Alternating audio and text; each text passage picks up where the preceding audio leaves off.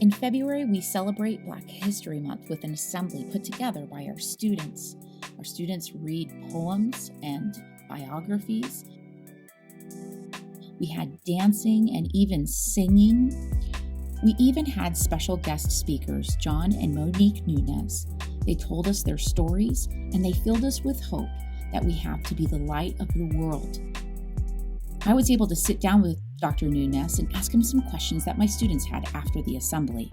We really love to celebrate Black History Month. Can you tell me a little bit about your background and, why is it important for us to celebrate this month? I think it's really important to remember the suffering and the struggle of people because it gives us hope.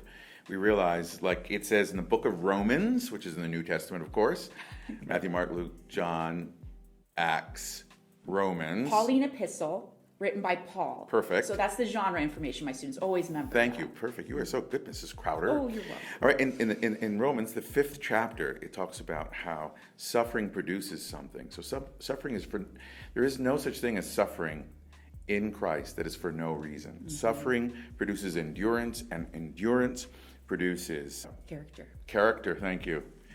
And character produces hope, and hope does not disappoint us, it says.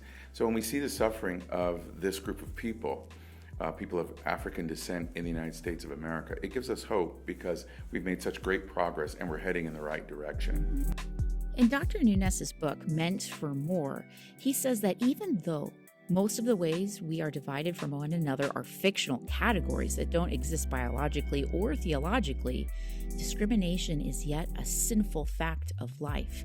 He said this in the assembly in a simple and effective way.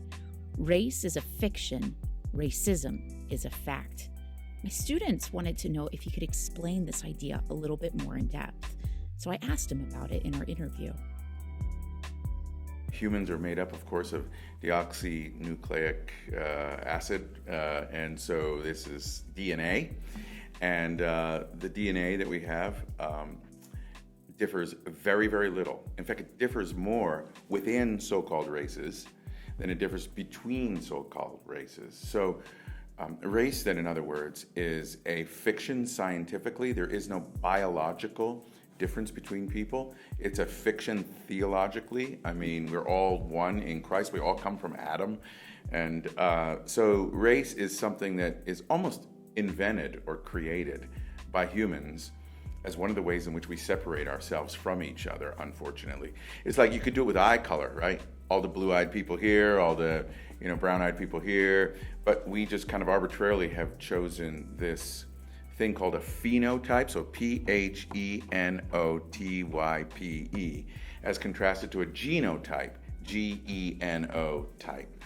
So a phenotype is an appearance, and it really, it can change really quickly. Within a generation or two, a person can appear to be black. I have 2 nieces that are great-grands of my father, and they have blonde hair and blue eyes, and my father looks like an African. So, race is a fiction, that's what I mean by that. But racism, unfortunately, the way we separate people from other people and the way we discriminate against people, that is a fact. Some of my students, when they heard Monique's stories and things like this, they were really shocked at the treatment that she got and the discrimination that she had faced. Have you ever faced that kind of discrimination in your own life? Yeah, I mean, as recently as 2 years ago, I was visiting as a college president with one of our donors. And Monique and I were there together, and we were talking to the donor, and he was talking about his life. He says, he was a pastor of a church. And he says, in my church, he says, we don't have any black people. It's kind of interesting. Why would he bring that topic up? So he was obviously aware of the fact that we were sitting in front of him, my wife and I.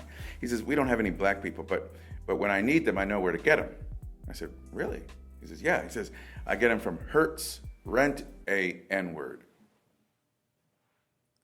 And at that point, Monique drilled her heel into my ankle, say something, do something.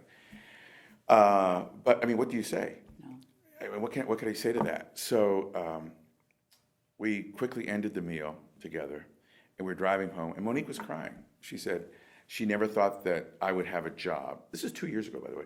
I would have a job where I would have to put up with people using the N-word. Hertz rent an N-word, right, is what he said. So the next time I visited with him, it was without Monique, and I just kind of sat across the table from him, and I said, what you said was hurtful. My wife cried on the way home. He said, really? He said, yeah. He says, I've been telling that joke for years. I said, it's not a joke. It's not funny.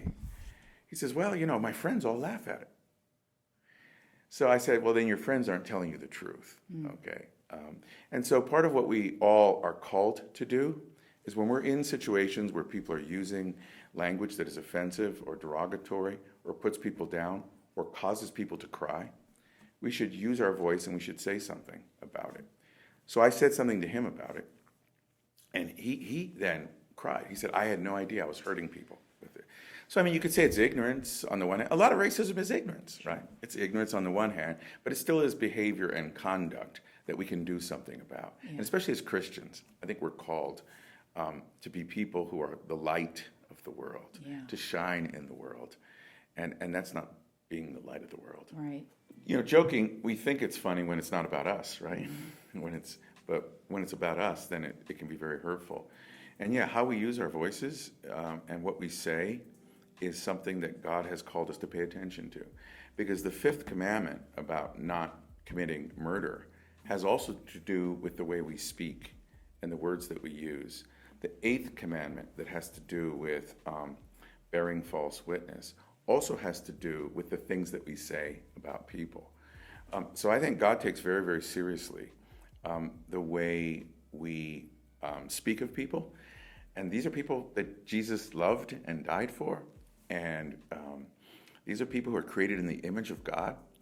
And we have an opportunity as Christians to be bridge builders and peacemakers in a world where there is the sin of racism. I'm so thankful for our speakers, John and Monique Nunes, and all of our students who worked so hard to put together this beautiful assembly. We heard so many messages of hope, and we were left with such encouragement of how we can love one another. I asked Dr. Nunes if he had any words of encouragement for our students. I was amazed at the hospitality that the students showed us when we walked across the campus yesterday. They were friendly, they were welcoming, they smiled, they spoke to us. And that's one of the ways that we can counteract acts of racism, is by just being kind towards other people. And the welcome and the conduct was first class yesterday. I was shocked. Excellent. I didn't behave that well, I don't think, when I was 14.